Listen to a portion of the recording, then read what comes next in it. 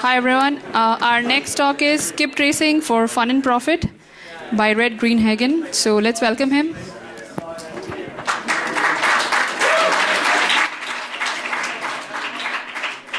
So like she said, my name is Rhett Greenhagen. If you're in the wrong track, you should still stay. If you've never heard a gay autistic dude from Oklahoma crack jokes, I'm pretty fucking funny. You're gonna love it. You're gonna love it. So my talk is Skip Tracing for Fun and Profit, how to hide from the FBI for the Recon Village. First time I gave this talk, it was at DC 405 in Oklahoma City. It ended with, because we were giving the talk at IHOP, right? And my best friend at the time, let's rewind just for a second. We're giving the talk at IHOP, and I start, and the waitress walks in. She sees how to hide from the FBI at the very front. She starts flipping the shit out. County sheriffs, Oklahoma Highway Patrol, Oklahoma City Police, right? So they all arrive, and we're all getting patted down for weapons because it's Oklahoma. We all have concealed carry, right? Come to find out, my friend had assault weapons, suppressors, all the kind of illegal shit that you don't want to have in a vehicle when the sheriffs come, right? So he got labeled as a domestic terrorist, all that good shit. So to bypass that shit, we're going to do some legal stuff. Let me just read through this shit just for a second. If you have a TSSCI HCS clearance, you're going to want to be aware that the tools and techniques session has been covered in certain training materials provided in my past companies inside the intelligence community, but this has been reworked to be able to be given in a public setting. If you can be, it can all be recreated using open source information, et cetera, et cetera, et cetera, et cetera, et cetera, et cetera. Working in future recovery for different state, local, and federal agencies, different types of legal application processes such as warrants were arranged to state attorneys and such, or whomever was the governing authority at the time. Just so you know, I have no idea what any of this shit means. The cases covered in the talk were completed before working for my current employer. No state, local, federal, and/or international laws were broken at this time. The trace was being located, investigated, although the laws change all the time. Please check with your SSO and FSO for details. Although my current work involves some sorts of social media exploitation, intelligence analysis, counterintelligence, and other forms of infiltration, my work with McAfee Advanced Programs Groups is that of the most ethical and legal standards. If anyone has any legal questions, please contact my attorney, Ryan Gillette. I can give you details. Just kidding, I just made that name up out of nowhere. So this is my agenda. No one gives a shit about that, so we're just going to bypass that for a second. This is what skip tracing is. Skip tracing is taking all this information and making a huge, huge compilation of data, right? From there, you're going to start confirming where the whereabouts through data obfuscation, looking for misinformation and things like that. The end goal from this is taking all that shit on the left and getting real-time location, all right? Easy peasy stuff. So something I'm going to talk about is pivots. Pivoting information. Stop laughing. I'm making a point. I'm just fucking with you. Pivoting information for intelligence analysis is taking one piece of unique information and be able to pivot to get another piece of information.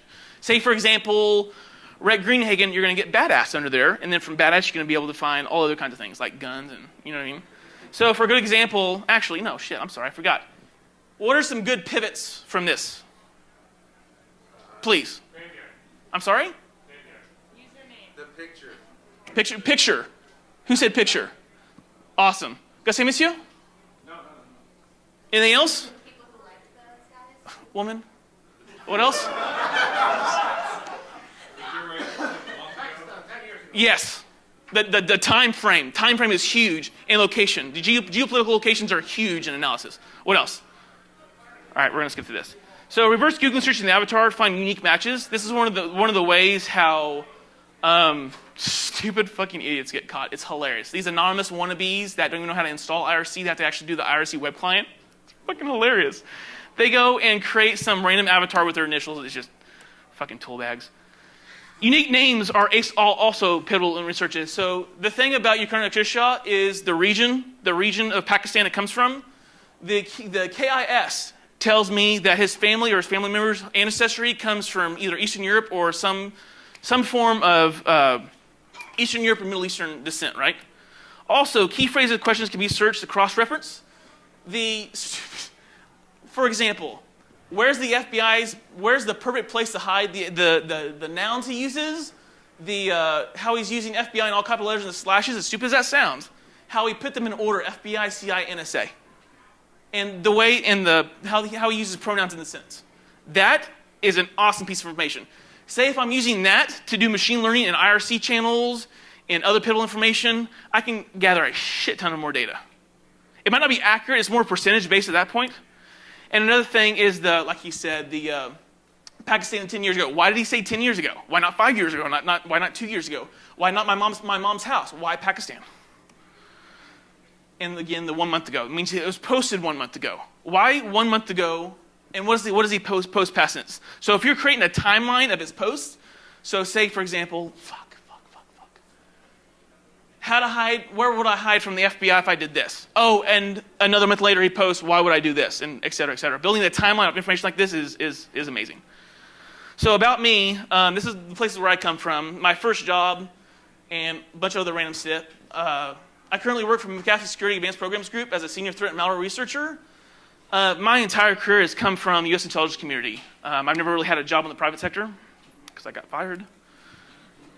So this is my why you don't let Marines create your slide deck. I have no idea what some of these things means. You used to have bigger tits than most women. You did not put that. Humble eats a rocket. No, I got that one. But this is why you don't let Marines create your slide deck. So, talking about myself for a second, because I love talking about myself. Just kidding. I was diagnosed with Asperger's at age 11. Didn't really fit into school. Didn't really understand things. My mom actually came home with a computer one day, and best thing that ever happened to me. Taught myself C, taught myself all kinds of things within a certain amount of time frame. Not having Asperger's in a very, very small town, like living on a dirt road, and like your graduating class from high school being like 4, you don't really get that much information, right? So if you don't know what autism is or Asperger's, I got some examples for you. So this is what my mom thinks of people with Asperger's. This is what I think someone with Asperger's is like. And if you're a Democrat, this is what you think Asperger's looks like. So my brother's actually the one who got me started in this. I was 14 years old. He was working with U.S. Marshals for fugitive recovery. One day he came to me, and this is after I got in trouble with law enforcement. He said, "Help me find this chick." And I said, "No, that's okay." So he gave me some cash, and he went and bought me a video game. I was like, "Fuck yeah!"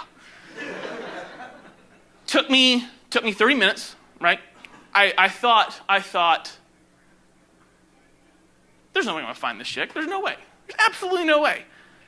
So I started thinking, if I was a white piece of trash and only had $400 and I had to go from location A to location B, which was actually pretty far, and get a hotel room, knowing she was trying to get away from the U.S. Marshals in the city she was, I was thinking, this bitch she got to get out of the state, right? So I start calling, so I do a Google map, right? And in the API, I start filtering by cheap hotels along the route from location A to location B. I swear to God on my mother's life, the first hotel I called, she was there. So I called, and they transferred me to the room, and the phone rang. And they picked up the phone. I fucking hung it up. I had no idea what I was doing. Like, this is. And I called my brother, and I said, "Oh, hey, by the way, she's there." She said, "How'd you know?" "Oh, I called her." "You did what?" So my brother at the time was living a long ways away, but I was actually living in the city where she was. So we went there, and there she is. I couldn't believe it. I was like, "Lady, you are so fucking stupid." So this is about what I do now. I currently work with 3 Marines that have black faces. And no, I'm kidding. My current team was comprised of 3 Marines, myself, and Dave Marcus from McAfee Advanced Programs Groups. The Marines have multiple combat tours. They all came from a background of intelligence, capture-kill missions, special forces. The multiple agencies that we work with all together, like the Joint Intelligence Directive, INSCOM, which is Information Security Command, First IO, Special Operations Command, FBI, NSA, DIA. So this is actually where we currently work out. So this is the special operations mythology that's currently used. It talks about So if you talk about the special operations stuff on the side, things like negotiating settlements, larger and minor military conflicts, right? And the things underneath is like propaganda, subversion. So the things where APG operates at is in the red. Infiltrating of foreign hacking groups based on their malicious code. So we profile foreign computer hackers based on their malicious code. We infiltrate those groups, build psychological profiles, do all kinds of interesting things. So I'm going to try and go through this tools and techniques part. One of my most popular, my favorite tools is Maltego. Maltego allows me, with different APIs, to import information and share with my team. Casefile is actually another tool outside of Maltego that allows me to work on a nice canvas and be able to share things with other members of my team. And they can see my notes, I can see their notes, right? Cool thing about this is I can input from multiple sources. I think the last time I checked was 128, under 200, over 100, all right? Another amazing tool is Palantir. Palantir is an amazing tool. I actually use it for counterintelligence investigations for intelligence agencies. I remember one case I was using Palantir, and our end goal was to find the person or persons that was leaking the material from the agency. I requested everything. I requested DLP logs, I requested batch access logs, I requested CAC logs. I swear to God, I requested receipts in digital format from the restaurant within the federal agency, right? Every single unique piece of information, Palantir ingested it and created a timeline of when the information could have been accessed, the chances and percentage of person who could have taken it, and then spits out one name. Palantir is an amazing, amazing tool if you have money. NetGlove is a very, very, very underlooked tool set. Palantir, not Palantir, I'm sorry, NetGlove. NetGlove is one of my favorite tools. Absolutely one of my favorite tools. Its own engine, be able to make modifications, be able to with other tools. This is my bread and butter. From that, we got Python, because you have so much information you need to automate, right? From Python, you got the Google Maps API, we'll talk about more later. The social engineer toolkit for mostly exploitation, cloning of websites, sending fake SMS messages, shit like that. Mike Mazzelli's website is phenomenal, absolutely phenomenal. His tools and techniques on the site, specifically on like the custom tools, they're so amazing. I can't explain in words how amazing it is. I think altogether he has about 1,000, 2,000 tools. Like if I put an email address in the toolkit and I click search, it's going to come back with a profile. Phone number does the forget password, comes back with a picture. It's absolutely amazing. I can't say any better things about it. Tools and techniques, the Google alerts. A lot of APT groups and crimeware groups will use Google alerts for like hashes, call signs, things like that, or real names. A lot of the groups outside of advanced persistent threat actors will have their hashes of their new exploit kits or malware, and they're put on Google Alert because they want to know if someone's searching for that hash. They want to know if handles, unique API calls, anything. Google Alerts is amazing, right? And footprinting Google Alerts to see that the new hashes they're putting up is also a very, very awesome technique.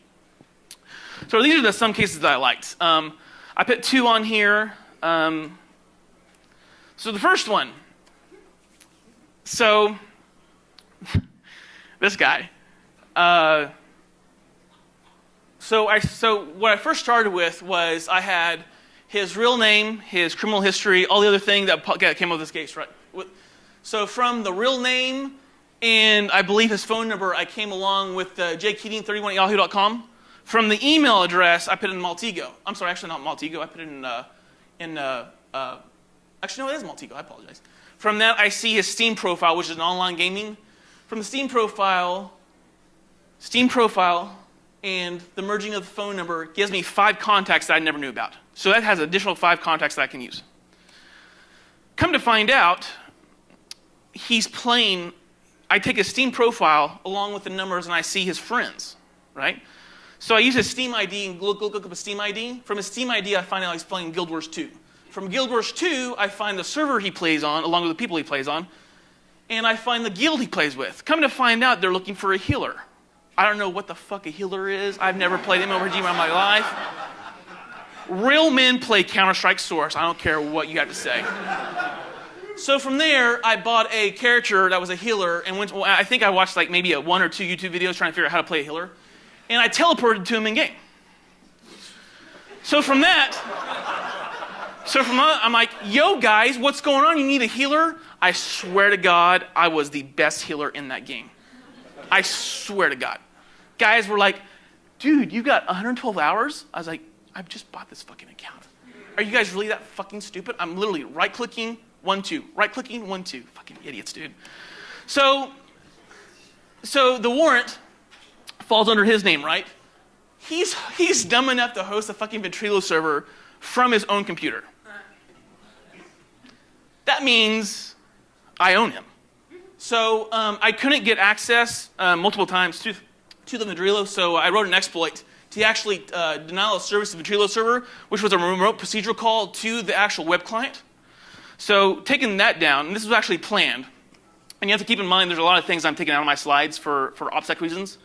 But from that, I invited them all to a Steam call, because I knew if I did a Steam call, I can get their IP addresses. So from a Steam call, I used SET plus the Google API to create a phishing link, which I had already planned to get all their IPs of the people and the members in channel, right? So from that, I also do Wireshark to be able to capture the IPs when Steam chat. Steam Voice, I apologize. This is back before it was patched. So one IP address was actually in Lawton, Oklahoma.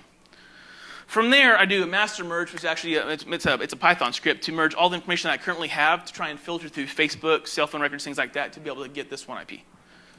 From there, I find a Facebook friend of his also lives in Lawton, Oklahoma.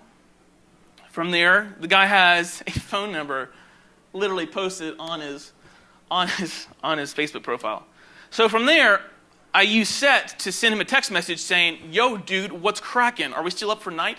So you got to think about it like this. If they're living together and he gets a weird text message from the guy's phone number that doesn't really match up, you know what I mean? He's going to think, that doesn't add up.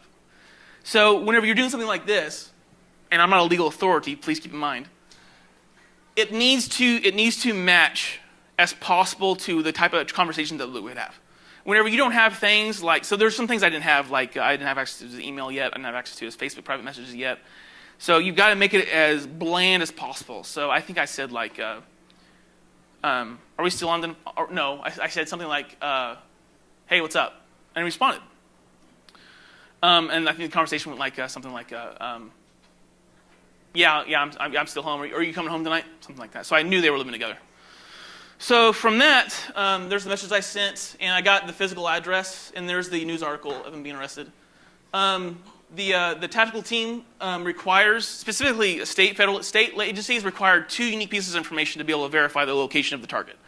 So if you just say, oh, hey, I got this dude's IP address from Wireshark, they're going to be like, okay, we need another piece. Does it make sense? So at least 2. So these are the possible counters he could have done, other than being completely stupid. I swear to God, in Ventrilo, he was talking to people about how he was on the run. I swear to God.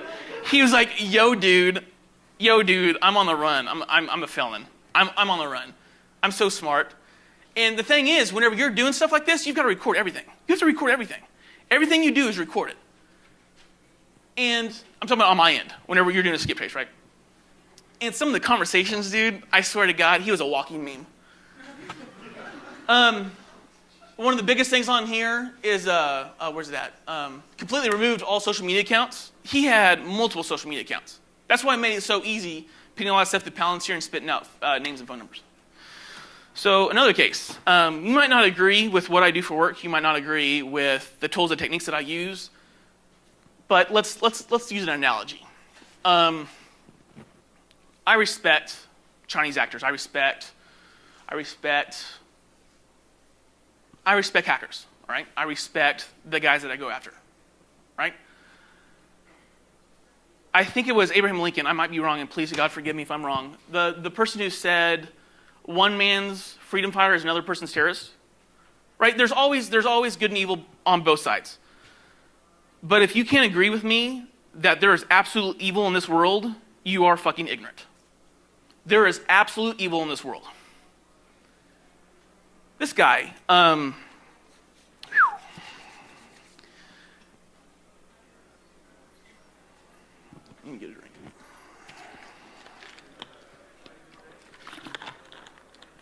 This piece of shit. Oh, no, wait before you start laughing. He is at home. He meets this chick on a dating app, right? She has a kid. They move in together along with the kid. They were living in the house for about a 9-month time period. He was molesting her child for 4 months. And by molest, I mean the absolute most horrific things you could possibly imagine.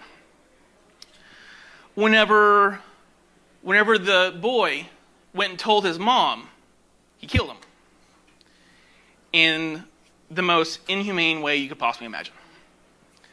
There is absolute evil in this world.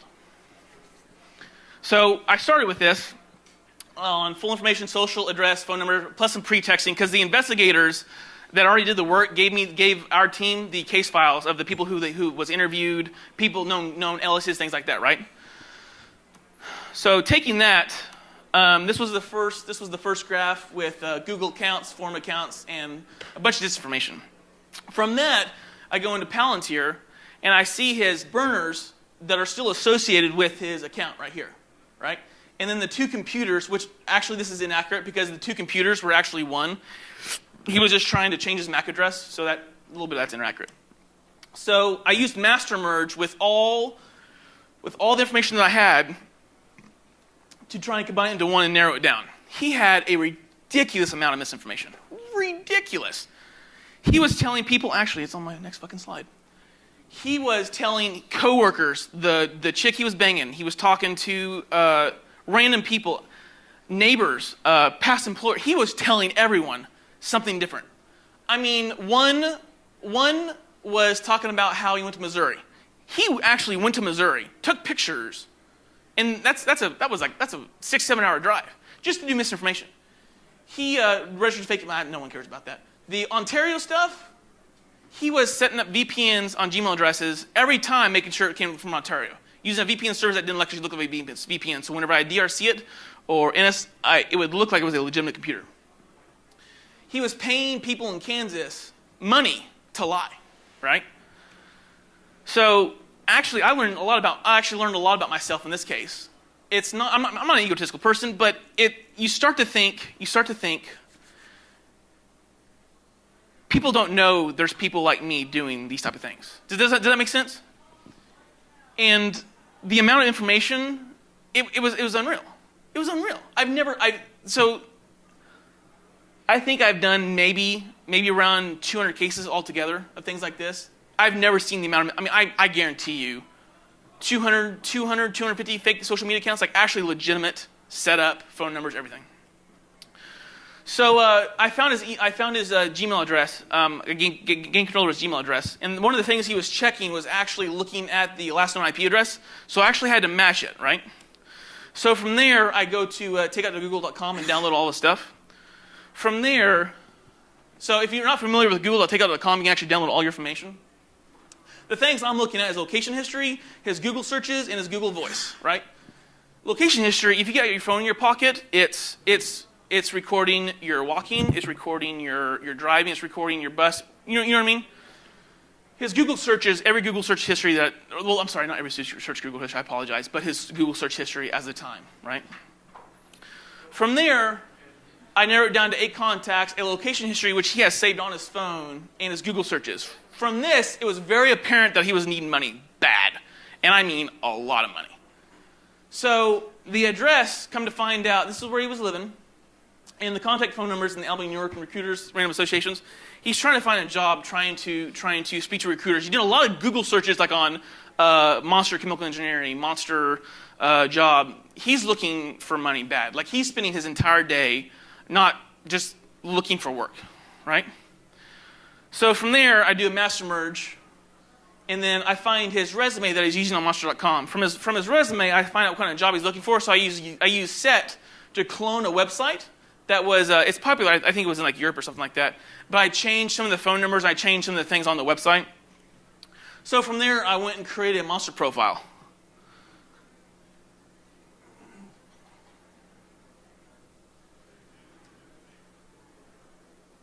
Actually, I didn't change that slide. I apologize. Some of the things on that slide talks about the... I forgot to edit it. I apologize. some of the things on the slide talks about how you want the information to match the resume as closely as much as possible, but not be like, oh, this is too good to be true. A lot of things talking about working in a small team environment. People that are on the run do not want to work on a large team. The more people you talk to, the more chances you have of getting caught, right? So from there, I post the monster article within a certain amount of hours. I think it was 5 or 6 hours. Get a response back. So get a response back. I sent him a response back with a malicious PDF. It was talking about things like what the job posting's like, things that we were looking for, right? From that, I just verified his IP address, and we actually had to hire a voice actor in the bottom right corner. The voice actor acts as a go-between to where if he starts calling the number to act like, hey, I want this job, I need more information, they have a script that they follow to try and set it up. Because voice actors, I mean, I'm not a voice actor. I mean, I might have a sexy voice, but that's as close as I'm going to get. So what I won't discuss is why the apprehension team would not go to the house. I can't discuss that, I apologize. But they wanted to set it up to where he would go to this location, right? So we have the voice actor tell him to go meet at this location at this time and to wear nice clothes, like a legitimate interview. And that's where NYPD and the other state law enforcement and fusion recovery teams actually waiting. So this is the time altogether.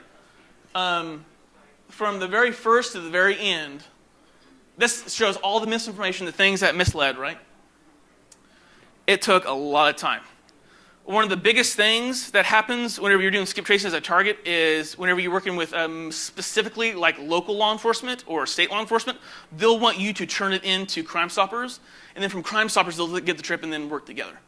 That keeps the legal processing stuff just it's more helpful to the tracer, right? Specifically the tracer on the team. These are the possible counters.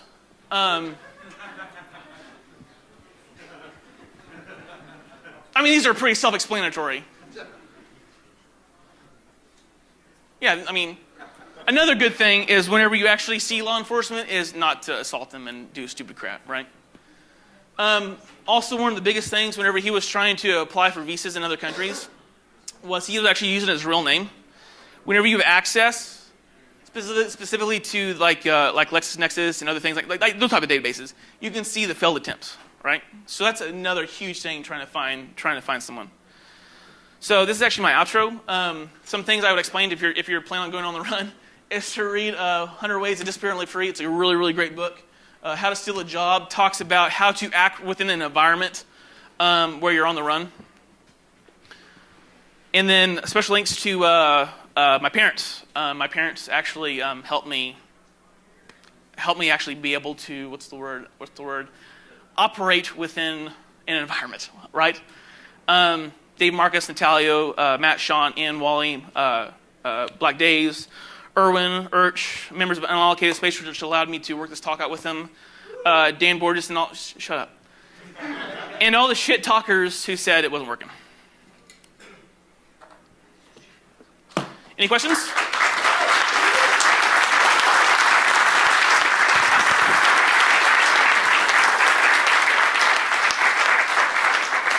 Gracias, monsieur.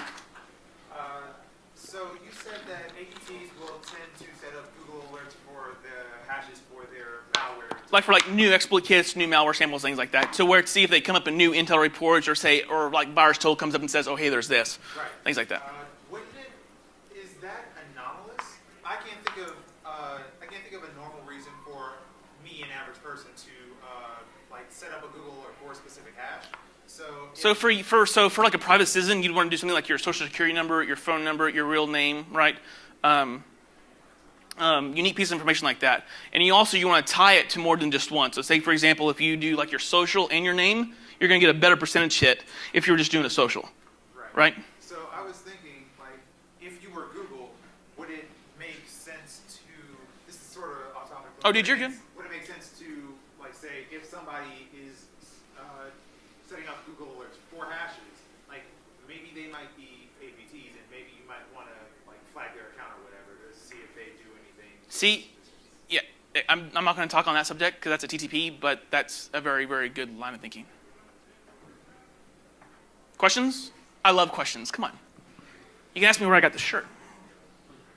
Sir? Sure. So the information from Google that you fed into your tools, was that privileged information that you had access to legal channels? So all that stuff was covered in the very first slide. You have to understand. I'm trying to think how to word this. It takes, whenever we do things through legal channels, it takes a great amount of time. So I'm still planning on what to do once the information comes back. So like now, doing the warrant for information goes through Google, and they'll send us whatever things we need. Does that make sense? But these cases happened several years ago. Sir? All the tools you talked about, with the exception of Palantir, are they open source and free? I'm sorry? All the tools you talked about, with the exception of Palantir, are they open source and free? Yeah. Yeah. Questions? Sir? Oh, thanks, sir. You're not a bad looking yourself. Shut up, I was cracking a joke. So when you're managing your legends, any tips on how to manage multiple legends?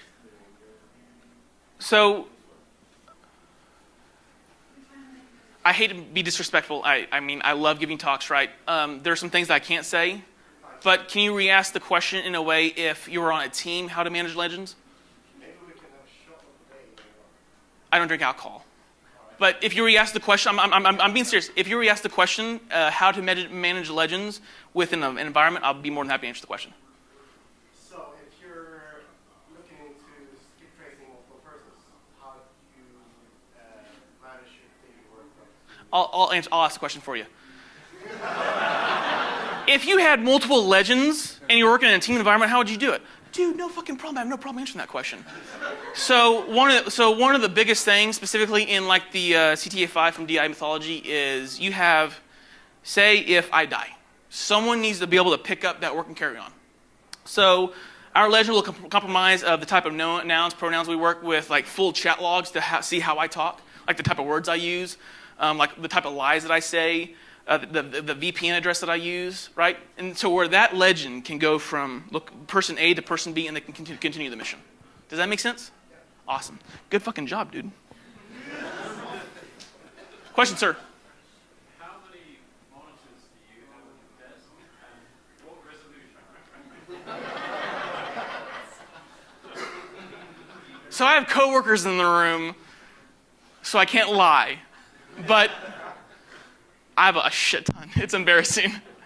No, like I have the Dell 4 split, right, on both sides, because I do a lot of Linux work, and then I've got a shit ton of monitors. It's fucking embarrassing. Sir. You mentioned that the bad guys relatively don't realize that there are you that exist out there to trace them, right? Yes. How many yous are there, and are there going to be more of yous to catch more bad guys? Do I have time still?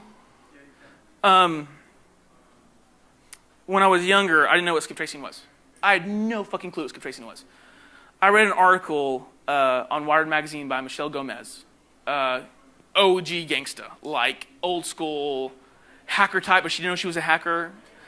I hate to say this, and oh my God, I can't believe I'm saying this, but I heard a quote a long time ago from Jason Street. He said, "Some of the best hackers in the world don't own computers." I thought he was just full of shit. I never really cared. I was like, it's Jason. I'm just kidding. And I was thinking, holy shit, he's right.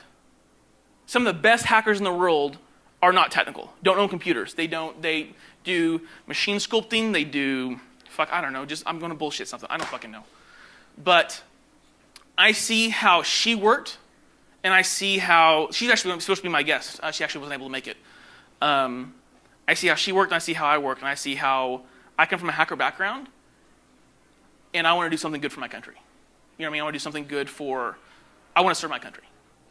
I see how she did it, and she's the exact same way. She just had different routes. Like, she knows how to find boats. She knows how to do, like, huge tankers that are being stolen, right? It's a very niche thing, but this work helps me do more intelligent analysis to track other. It's pretty much the same thing. Did I answer your question? Because I kind of rambled. Not really.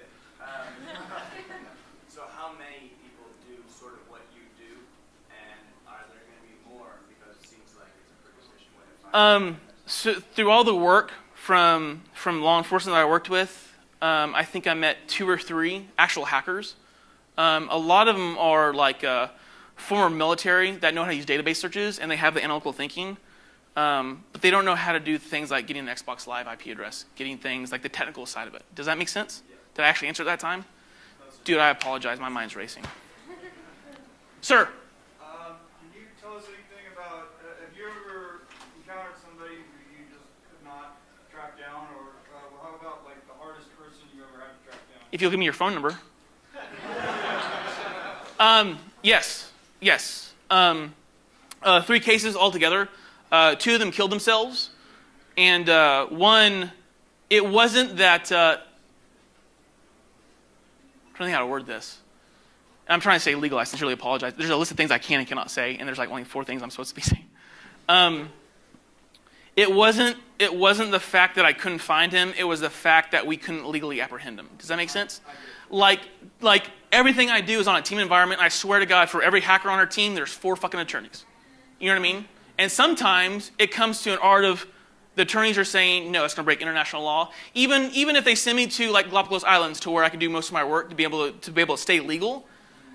Sometimes, like most international law is not written, right? It's always been, dude, I'm sorry, Take time. It's all good. one of the biggest things in intelligence is doing your steps. What you did to start with and where you went and whenever. As long as, even if I don't find them and I can give them to someone else, they can match it and carry on the mission. But sometimes you just can't break the law. And the law is so particular about one certain area, specifically like on passports and from foreign countries, that sometimes you have to say, this is where his last known location was, and there's nothing else I can do. And it sucks. It sucks. Wonderful talk. Thank you, sir. Any other questions? Sir? You mentioned earlier about a person you tracked down, I think like several hundred aliases for one individual. Yes. Right? Yes. How did you track? That's the part where I guess went pretty quickly. Oh, I'm sorry. My talk, actually, I was told I was given 30 minutes from 45 minutes. I talk kind of fast. So I'm trying to figure out, like, when you went through and after you start tracking out 1, 2, 3, like, how did you gather all of that information? So, gathered through mostly closed source sources, a lot of OSINT, a lot of other things. But what the master merge does for me is say, oh, the creation date of this Twitter account doesn't match the time of this Gmail. Or this douchebag was here, but not here at this location. Or his passport entered this country at this time, but didn't. So it's really good for finding misinformation. Yeah? Questions? Ma'am? One question. I'm just fucking with you. The first one is you show the altitude tracks from like one of the start points, and you show where your show is at that end. Yes. And you go the direction. My question is, how deep you go to make you feel, okay, this is a dead end. I should not go to this. As silly as it sounds, and I hate to play the autism card, but I'm very bad at putting things down. I am very, very, very bad at putting things down. Like the Hoover, the second case. I wanted to fucking destroy his life. That was actually the last case where the agency would tell me the story, because we learned our lesson. Because Rhett is emotionally retarded. All right. It's very hard for me to put things down, and that's one of the reasons why I spent 510 hours on that one case. Right. It's one of the rules that I'm trying to follow now is if I find 3 unique pieces of information that don't tie together to 2 informations I've confirmed, I say, okay, done. I record it. I say, here it is, Marines, and you know what I mean? What was your second question? The second question is, do you ever track down a person who's like a good technical hacker, and versus like how you protect your own information? I sincerely apologize, but I won't answer that question. I apologize. Questions? Sir? Coming from a pen testing background, like how do you get more into the sort of thing you're doing? It's more like To be absolutely honest with you, I don't know how to answer that question. My best friend actually has an OSCP and OSCE. Extremely intelligent. Love the guy to death. But I see how he can take a pen test mindset and be able to go into an intelligence field, right? If you have the hacker mindset, you've got the fucking hacker mindset. You know what I mean? It's an experience thing that comes with time. You know what I mean? It's not about. It's like trying to study for the OSCE. You can't study for the OSCE. It's an experience thing. You know what I mean? I'm like I said. I'd go dox dudes in Anonymous that think they're hot shit. No, I'm being serious. That's actually one of the first things I started doing. I can't stand people who go after private citizens. I can't fucking stand them. You don't call yourself a hacker and go after people who can't defend themselves. Like older couples. There was a dude that was living with his parents because his credit was shot because he went to. In my own personal opinion, not speaking for my employer, hackers who call themselves hackers and target personal lives to ruin them just for money, you can get the fuck out of here. And that's my own personal opinion. To me, that's not a hacker. A hacker is someone who strives for knowledge, tries to. I'm rambling. I apologize, but no, seriously. There's people out there, there's groups out there, and I'd start just going through. I'd learn what doxing's all about. Difference between illegal doxing and legal doxing. You know what I mean? And keep it to yourself and just practice. That's actually one of the my niece actually. And I'm actually not rambling. I'm actually on topic now. My niece. Had some things happen. I love my niece to death. Absolutely love her to death. She's a pain in my ass, but I fucking love her. She had some bad things happen, and this guy, actually from Tulsa, Oklahoma, a hacker, which didn't even know how to spell Python, was just fucking with her. I couldn't believe it. Like I go read this guy's Twitter and his Facebook. He's talking about how he's dropping O-Day and got all these CVEs. I'm like, dude, you're a fucking tool bag. You're a fucking tool bag. You're using whitepeople.com, not whitepeople.com.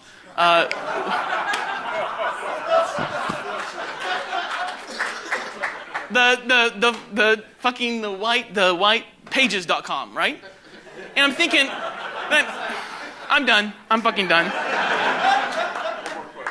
I need a Xanax. Just give me a second. Go say, monsieur. You're good. Have you encountered any, I don't know, for lack of a better term, worthy adversary, someone who has extreme skills and has absolutely covered their trails? Absolutely. Well? Could you tell us a little bit about what you've seen?